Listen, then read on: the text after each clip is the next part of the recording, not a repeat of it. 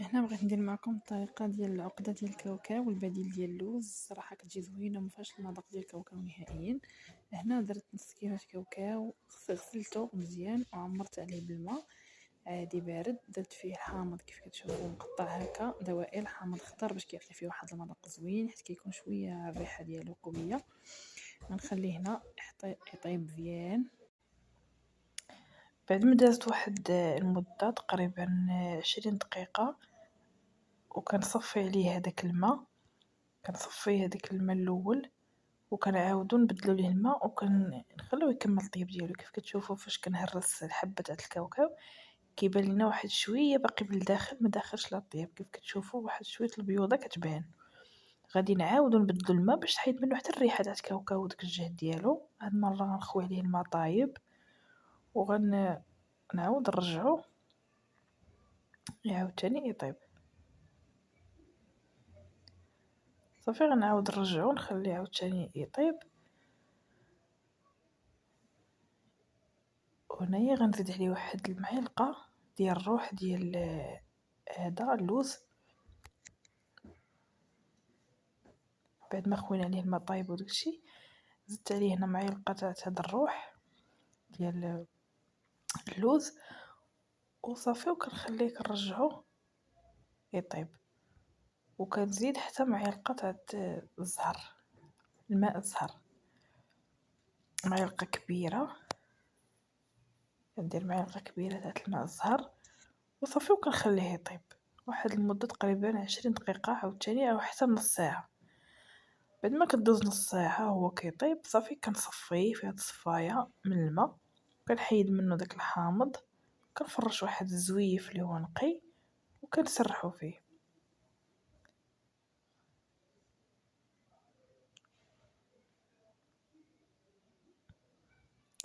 كنسرح الكاوكاو ديالي بحال هكا باش ينشف مبقاش فيه داك الماء. صافي كنغطيه كنخليه بحكا وكنغطيه، كندير عليه واحد الزويف اخر وغادي نخليه ليله كامله حتى كينشف.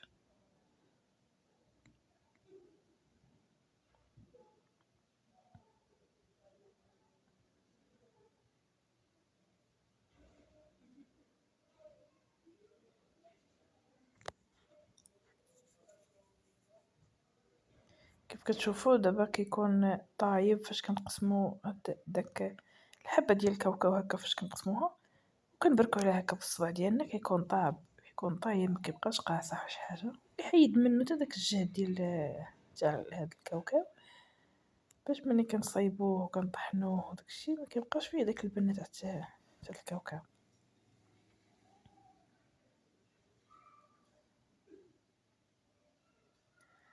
صافي بعد ما كنغطيه وكنخليه كيبات ليله كامله حتى كينشف ما كيبقاش فيه داك الماء نهائيا. صافي كندوز هنايا بعد ما كتمر ليله كامله كيولي ناشف كنديروه هنا في هاد الخلاط وكنديرو كنطحنو مزيان.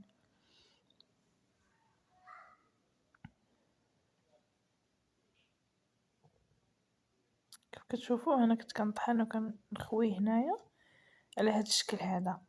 المهم مطحون مزيان ما كيبقاش فيه حتى شي حاجه. وغنعاود نطحنو المره الثانيه بعد ما غنزيد عليه السكر سنيده. زدت عليه هنا السكر سنيده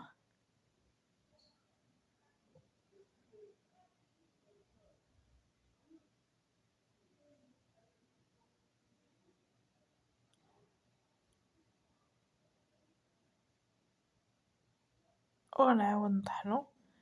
كيف كتشوفوا غنطحنو هاد المره مزيان حتى كيتعلق مع داك السكر سنيده كيتعلق. كيف كتشوفوا على هاد الشكل هذا. انا عندي معلقه ديال هذا الناباج. الناباج عندي كما قلت لكم معلقه، سمحوا لي راه صوتي عيان شويه. وعندي هنا معلقه تاع الماء الزهر اولا حتى 2 معالق ديال الماء الزهر. وغندير معلقه صغيره تاع الروح ديال اللوز. ونعاود نزيد تقريبا نص معلقة ماشي معلقة حيت هو قاصح شوية، شي نص معلقة هكا كيف كتشوفو في الصورة ديال الروح ديال اللوز. وعندي هنا الصفر ديال البيضة، صفر بيضة و ناباج كيعطو العقدة واحد التعليكة، كيجي رطب ومعلك وزوينة.